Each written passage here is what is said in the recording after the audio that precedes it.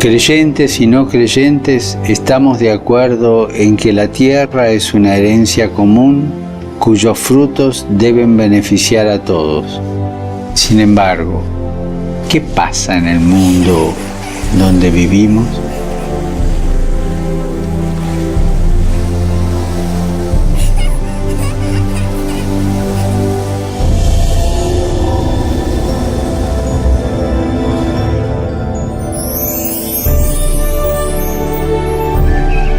La relación entre la pobreza y la fragilidad del planeta requiere otro modo de ejercer la economía y el progreso, concibiendo un nuevo estilo de vida.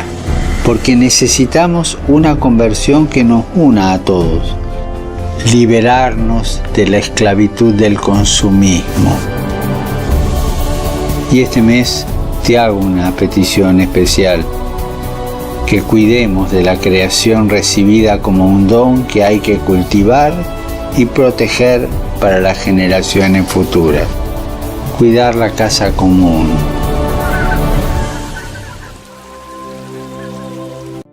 The destruction of the Earth's environment is the human rights challenge of our time.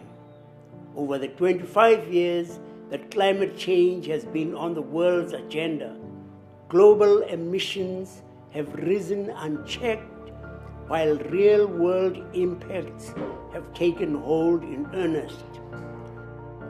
Time is running out. We are already experiencing loss of life and livelihood because of intensified storms, shortage of fresh water, spread of disease, rising food prices, and the creation of climate refugees. The most devastating effects are visited on the poor, those with no involvement in creating the problem, a deep injustice. Just as we argued in the 1980s that those who conducted business with apartheid South Africa were aiding and abetting an immoral system, today we say nobody should profit from the rising temperatures, seas, and human suffering caused by the burning of fossil fuels. We can no longer continue feeding our addiction to fossil fuels as if there is no tomorrow, for there will be no tomorrow. To commit a crime against the natural environment, against the natural world, is a sin. For humans to cause species to become extinct and to destroy the biological diversity of God's creation. For humans to degrade the integrity of Earth by causing changes in its climate, by stripping the Earth of its natural forests or destroying its wetlands. For humans to injure other humans with disease. For humans to contaminate the Earth's waters, its land, its air, and its life with poisonous substances. These are sins. This season of creation is a time for us to show that we care for God's creation and that we pray for God's creation together.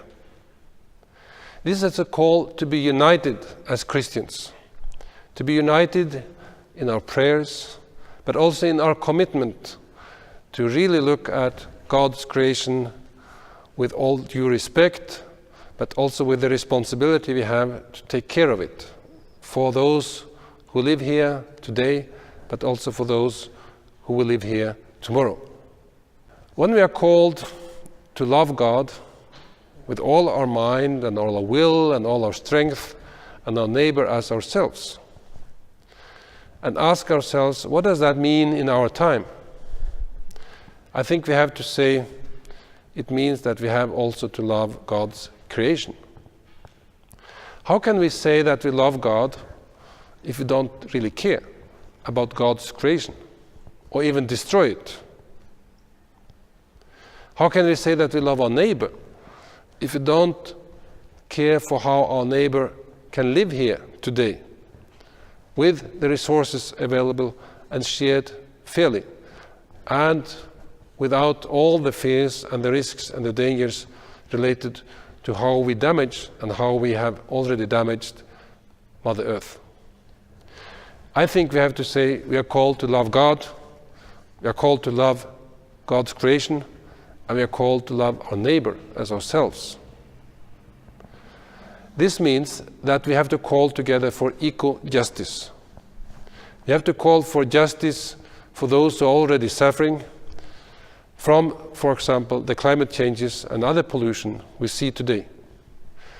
Some weeks ago, I visited our member churches in the Pacific, and they speak to me not only about what might happen in the future, but what is happening already, what is threatening their existence and their lives. What is happening to them is not only happening in the margins, it is a sign of what is happening to the whole world. This is the time to act. This is the time to follow up the commitments the states made in the Paris Agreement to take care of this planet. But it's also time for us as churches to support every people who need our support, and also all the decision makers who need our support to really take care of this earth in which we live and to whom we belong, all of us. We need to leave this world in a better shape than what we have received. This is a matter of fellowship, this is a matter of love, this is a matter of being God's creation, responsible to God, accountable to God, and to our neighbors and those who will come after us. So let us take this time as a time for also celebrating our life together as God's creation, as human beings, as people all over the world, praying and working together in this season of creation.